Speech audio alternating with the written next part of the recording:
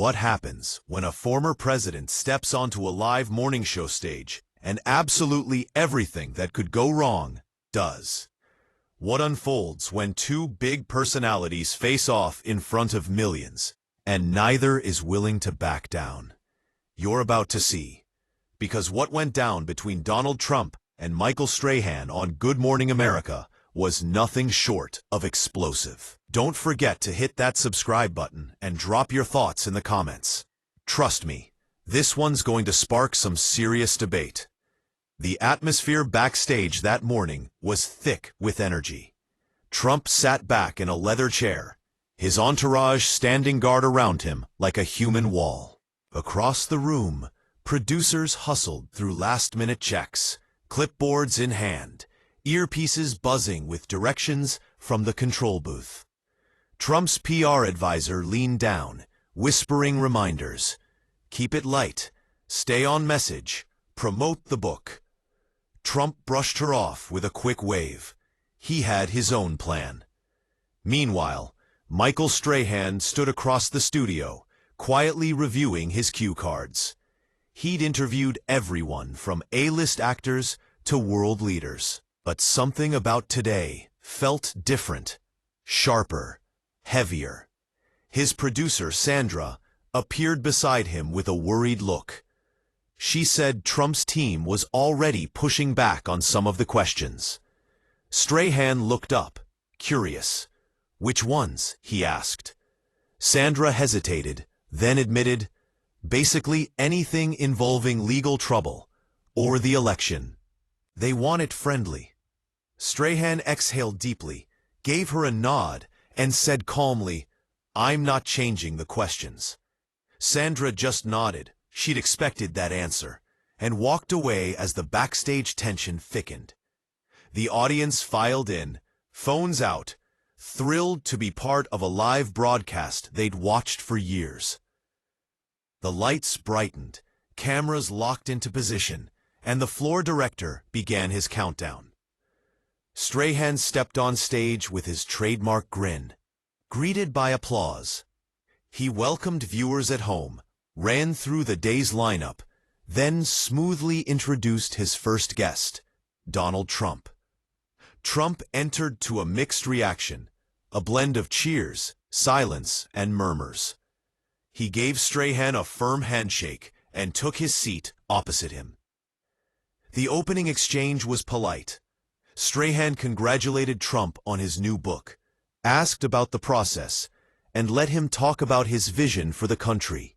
Trump was clearly in his comfort zone, animated, confident, cracking jokes and telling stories that painted him as the hero of every moment. The crowd chuckled in all the right places. Everything seemed to be running perfectly. Then Strahan adjusted his notes, and the temperature in the room shifted. He leaned forward and said he wanted to discuss something many Americans were concerned about. Trump's smile stiffened, his eyes narrowing slightly. Strahan mentioned the ongoing legal cases, the multiple indictments, and accusations of election interference. He asked Trump how he responded to critics who said he'd damaged democratic institutions. Trump's jaw tightened. He leaned forward, finger pointing toward Strahan. That's a nasty question, he said. Exactly the kind of fake narrative the media pushes. I thought you were better than this. Strahan didn't flinch.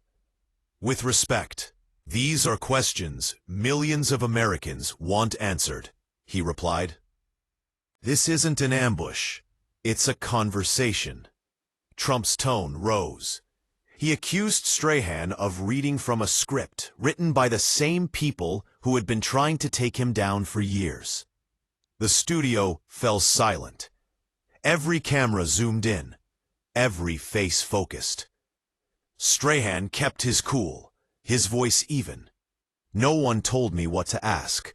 These are real questions, based on facts covered by every major news outlet.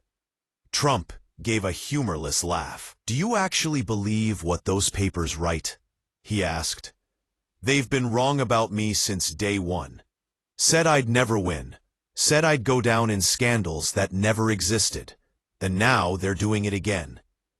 He turned to the audience, appealing directly to them. Do you believe the fake news or your own eyes? Strahan's tone firmed. This isn't about belief. It's about facts. There are indictments, grand jury charges, documented attempts to overturn election results. These aren't media inventions. They're legal realities. Trump's voice sharpened. I came here in good faith, and I'm being treated like a criminal.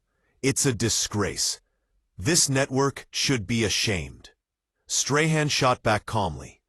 We treat guests with respect, but we also ask real questions. That's journalism. Trump leaned forward, anger flaring. Don't lecture me on journalism. You're a football player. Strahan's eyes narrowed. That's a cheap shot. I earned this job, and asking hard questions is part of it. The air grew heavy. Producers debated cutting to commercial, but ratings were spiking. People were glued to their screens. Trump sat back, arms folded tightly, jaw locked in frustration. Strahan glanced down at his notes and steadied his voice. He said he wanted to move forward, to give Trump a chance to address the actual allegations. He brought up the issue of classified documents, the charges surrounding sensitive government files kept at Trump's residence, and asked why there had been so much resistance to returning them. Trump's temper snapped. Those were my documents, he barked. I had every right to them. The Presidential Records Act gives me that authority. The Justice Department is twisting the law on purpose. Strahan countered calmly, citing experts who said the interpretation Trump was using wasn't accurate. Trump interrupted immediately. Those so-called experts are biased, probably bought and paid for by my opponents. For the first time, Strahan raised his voice. You can't just dismiss everyone who disagrees with you as biased. At some point, you have to take responsibility. Trump shot back instantly. What do you know about responsibility? Have you ever had the weight of a whole nation on your shoulders? Every move I made was attacked. Strahan leaned in. This isn't about me. It's about your choices. Trump's eyes narrowed. Exactly. Everything's always about me. You people make it that way. Strahan didn't back down. It's about accountability. About whether power means playing by the same rules as everyone else. They locked eyes, neither man blinking. The audience sat frozen, captivated and uncomfortable. This wasn't the smooth TV banter viewers were used to. It was raw, unfiltered tension. Strahan tried to steady the tone, leaning back to pivot the conversation. But Trump wasn't calming down. He pointed straight at the camera and addressed the viewers directly. You see what's happening here? This is exactly what the media does. They twist everything. They don't want you to hear the truth. Strahan cut in, his patience thinning. You need to stop playing the victim. You've been given a national platform. Instead of addressing concerns, you keep deflecting and blaming everyone else. Trump leaned forward. Have you ever been investigated for things you didn't do? Ever had your life ripped apart by lies? Strahan replied, No, but that doesn't mean your investigations are fake. It means your actions led to them. Trump shook his head with a bitter laugh. You wouldn't understand. You've never had enemies like mine. People willing to use the justice system as a weapon. Strahan raised his tone again. The justice system isn't a weapon. It's doing its job. When laws are broken, there are consequences. That's democracy. Trump smirked. Nice speech. Too bad it's detached from reality. I've been proven right again and again, but people like you refuse to admit it because you need me to be the villain. Strahan asked what exactly Trump had been proven right about. Trump spread his hands dramatically. Everything. The media, the deep state, the people trying to destroy what I built. Strahan pressed. Can you give one concrete example? Trump's voice hardened. I've given examples 1,000 times. Nobody listens. You people don't want facts. You want soundbites and chaos. Strahan shook his head. That's not true. I want real answers, but you have to give them, not just blame everyone else. Trump rose halfway out of his chair, signaling he was done. This is exactly what I expected. Another setup. My team was right. Strahan stayed calm. You can leave if you want, but walking out won't make these questions disappear. Trump sat back down, stiff and angry. I'm not running from anything. I've faced tougher people than you. Strahan replied coolly. Then this should be easy. Trump's tone sharpened. It's not about the difficulty. It's about dishonesty. Every question assumes I'm guilty. Strahan paused, letting the silence hang. Then he asked quietly, let's talk about January 6th. The room went dead silent. Trump's expression darkened immediately. His hands gripped the chair tightly. Of course, I knew that was coming. It's always the same attack. Strahan spoke evenly. It's not an attack, it's history. The Capitol was breached. Lives were lost. People have questions about your role. Trump cut in, his tone sharp as glass. I told everyone to be peaceful, to protest patriotically. Anyone saying otherwise is lying or hasn't watched the speech. Strahan countered. That was just the speech. What about the hours that followed? The silence as violence unfolded? The pressure on your vice president? Trump slammed back. The election was stolen. Millions know it. The evidence is overwhelming. The media just won't show it. Strahan's face hardened. That claim's been investigated and rejected by courts across the country.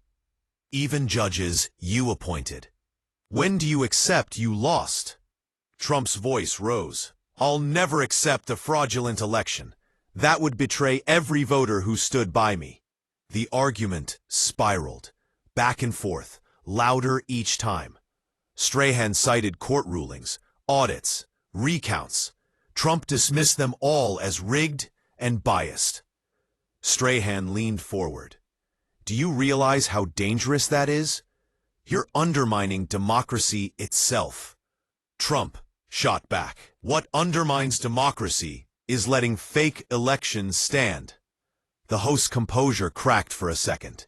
We're going in circles. You reject any fact that doesn't fit your story. Trump sneered. That's rich, coming from a network that pushed lies for years. Strahan's reply was sharp.